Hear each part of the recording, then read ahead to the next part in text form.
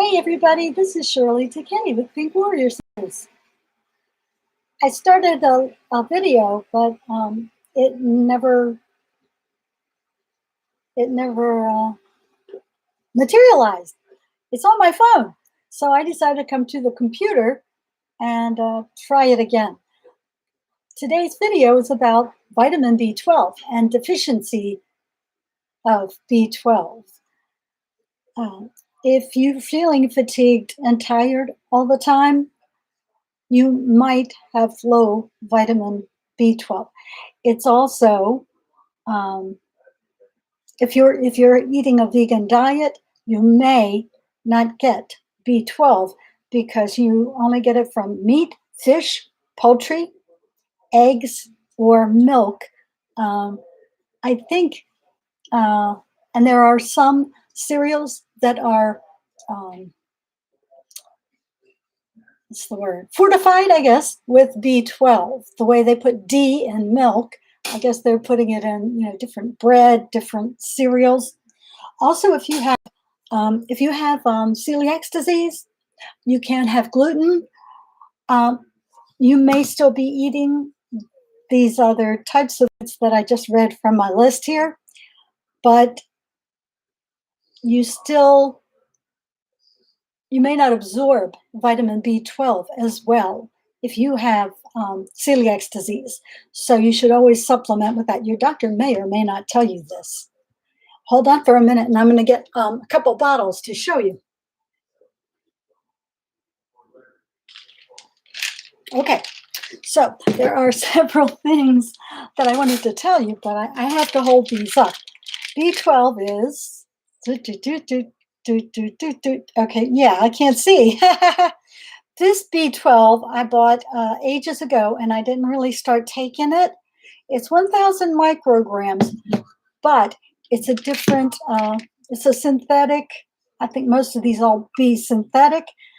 They're probably synthetic, but this particular one, if I can turn it to face you, what you get in the pharmacy will either be Nature Made, Nature's Bounty, any of those brands, but you have to look at the label.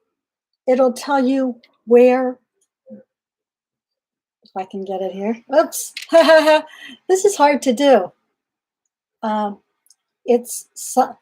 read it. It's the vitamin B12 is cyanocobalamin. Cyanocobalamin.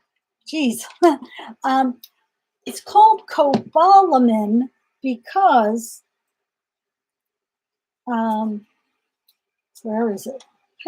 They told me, but they call it, B12 contains the mineral cobalt, and that's why they call it cobalamin. But this particular one is cyanocobalamin. If it starts with cyano, it's got cyanide in it. Now, I was reading about it in another source, and the one I just read today didn't mention it. The other day I read some information, I think it was on Google, which stated that this particular one that has the cyanocobalamin, it's hard to say. It's got cyanide in it. They said that the cyanide, when you take it and it gets in your system, it's not cyanide, but it sort of absorbs differently. It doesn't absorb that part. I guess it just gets rid of that toxic stuff. But I don't trust that. I don't believe what I read. It could be absorbed into your liver or something, bile, where all the toxic stuff is supposed to go. It could, but it could also be in your system somehow. And no, I don't want to do that. So I had been taking it, but not every day. And then when I read that, I was like, you know what? I don't want that. So as it turns out, I was at Costco yesterday, and this is their brand. Now, this is a high dose, 5,000 micrograms, which I read it's not, it's water soluble, so it's not a bad thing to take this much. I wouldn't normally have picked that dose in that high a dose. Uh, but this is called cobalamin, methylcobalamin. That's it. And it's better because it doesn't have that cyanide in it, whatever that is. I don't want to take it, you know? So um, it's water soluble. And so if you do get excess, it comes out in your urine. So that's better than fat soluble. You wouldn't want to overdose on your vitamins if it's fat soluble because it would be stored in your body. So you don't want that. B12 is very important. It is stored in your liver for 5 years, and after that, I guess it, you lose it. You know, you just have as much as you need, but you can become deficient if you don't get enough. And as I said, it's in all these other mostly animal source products. So that's kind of important. I'm trying to read what it says. Also says that if you have B12 deficiency, you can have some problems, hair, skin, and nails. You can have dark patches on your skin or light hyperpigmentation or something it's called. It red B12 is very important. It helps create your DNA, red blood cells, white blood cells, and platelets. These are very important things. And your brain and spinal cord, you know, it helps all of this. Your bones, it's good for your bones.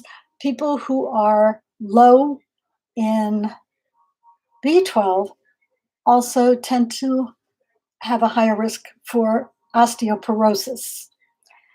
Um, these are just a few things that that it's good for. So I'm going to read off the next page. It went over the page that I was. Yeah, that's what I remembered it. But if I write it down, that's how I used to do my spelling list in school. I would write it down, and then I never really had to look at it. I was really good in spelling. Uh, Also, depression has been associated maybe with low levels of B12. Um, Alzheimer's disease and memory loss or cognitive issues or stroke.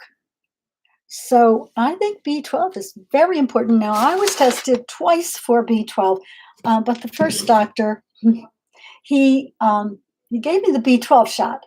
Then I had to go around to the lab, and I might have waited a half hour before I got the blood taken to test. So maybe my levels were okay.